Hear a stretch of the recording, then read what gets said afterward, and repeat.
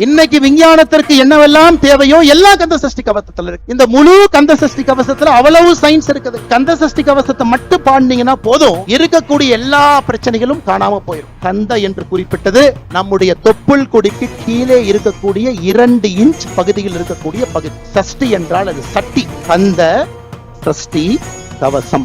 தொப்புள் கொடிக்கு 2 இன்ச்சுக்கு கீழ் இருக்கக்கூடிய சட்டி போன்ற அந்த பகுதியை பாதுகாப்பதற்காக பாடப்பட்ட ஒரு பாடலை கந்த சஷ்டி கவசம்.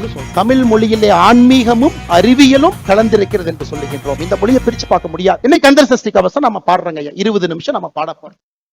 இது முருகனுக்காக பாடக்கூடிய ஒரு பாட்டா? கேள்வி நம்பர் 1.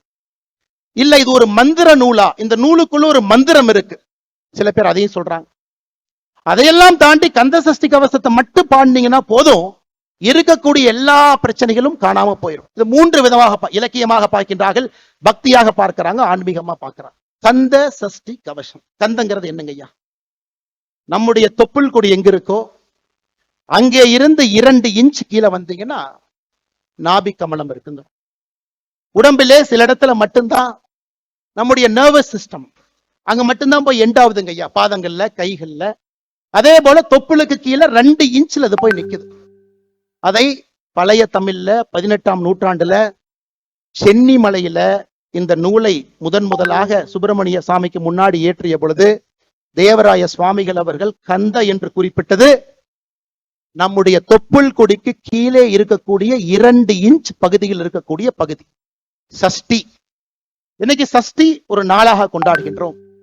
ஆனா பழைய தமிழ்ல சஷ்டி என்றால் அது சட்டி. எப்படி அந்த தொப்புள் கொடிக்கு 2 இன்ச்சுக்கு கீழே உள்ள பாத்தீங்கன்னா அந்த பகுதி சட்டி போல இருக்கும். கந்த சஷ்டி கவசம். அப்படின்னா தொப்புள் கொடிக்கு 2 இன்ச்சுக்கு கீழே இருக்கக்கூடிய சட்டி போன்ற அந்த பகுதியை பாதுகாப்பதற்காக பாடப்பட்ட ஒரு பாடலை கந்த சஷ்டி கவசம்னு சொல்றோம். இதை இன்னொரு விதத்துல பாருங்க.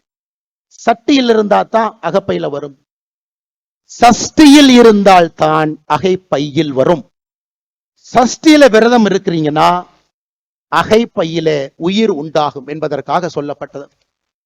இந்த முழு கந்த சஷ்டி கவசத்துல அவ்வளவு சயின்ஸ் இருக்குதுங்க. இன்னைக்கு விஞ்ஞானத்திற்கு என்னவெல்லாம் தேவையோ எல்லா கந்த சஷ்டி கவசத்துல இருக்கு. அதனால்தான் நம்மை வாழ்வியல் நெறி என்று சொல்லுகின்றோம். தமிழ் மொழியிலே ஆன்மீகமும் அறிவியலும் கலந்திருக்கிறது என்று சொல்லுகின்றோம். இந்த மொழியை பிரிச்சு பார்க்க முடியாது. அதை திரும்ப எப்ப நம்ம மையப்பகுதி கொண்டு வர போகின்றோம்? ஒரு கந்த சஷ்டி கவசத்திலிருந்து ஆரம்பிச்சு ஒரு விஷயம் நாம் பேசலாங்க ஐயா. ஒரு விஷயம். அன்பு சொந்தங்களே, இன்று நாம் பாடக்கூடிய கந்த சஷ்டி கவசத்தை முழுமையாக நாம் பாடுவோம். சஷ்டி ஒரு நாள்லையும் முருகன் கோவில்ல வரும்பொழுதெல்லாம் கந்த சஷ்டி கவசத்தை பாடுவோம்.